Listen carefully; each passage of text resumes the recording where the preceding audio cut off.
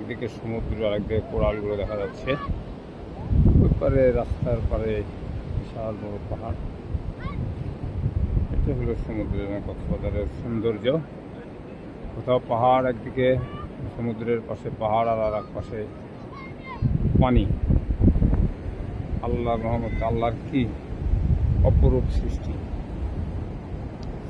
অপরূপ সৃষ্টি, অসম্ভব সৃষ্টি। এত নিপুণভাবে সৃষ্টি করেছেন আল্লাহ রাব্বুল আলামিন। সবই আলা রাব্বিকুম তাওয়াক্কালুন। আল্লাহর কোন কোন নিয়ামতকে তোমরা অস্বীকার করো বা করতে পারো।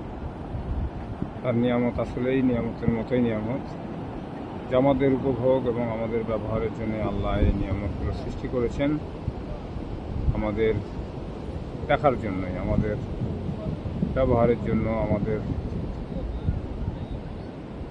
সৌন্দর্য বর্ধন, আমাদের ব্যবহার, আমাদের যেখানে যেটা আমাদের প্রয়োজন ছাড়া, মানুষের প্রয়োজন ছাড়া কোনো কিছুই আল্লাহ সৃষ্টি করেন।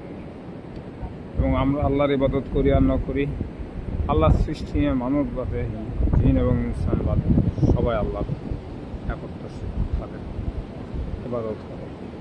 আমার মানুষের মধ্যে এবং ইনসানের মধ্যেই আমরা যত সব ভেদাভেদ, আল্লাহর সাথে নাফরমানি করি, আমরা কুফরি করি, আমরা বেঈমানের মতো।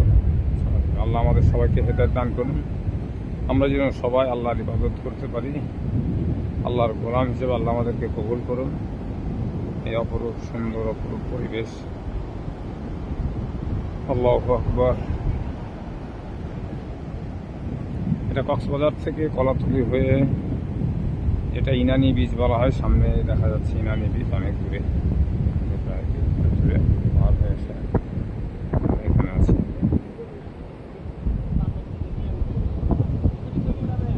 আসলে বীচটা অনেক বড়, সারা ওয়ার্ল্ডের মধ্যে সবচেয়ে বড় বীচ। 120 কিলোমিটার দীর্ঘ এই সি বিচ। এটা ওয়ার্ল্ড বিগেস্ট, এর চাইতে বড় বীচ সমুদ্র সৈকত আর পৃথিবীর কোথাও নাই। এটা আমাদের বাংলাদেশের জন্য একটি ঐতিহ্য। বাংলাদেশ, এটাই হলো বাংলাদেশ। অপরূপ বাংলাদেশের সৌন্দর্য আপনারা দেখছেন, উপভোগ করছেন।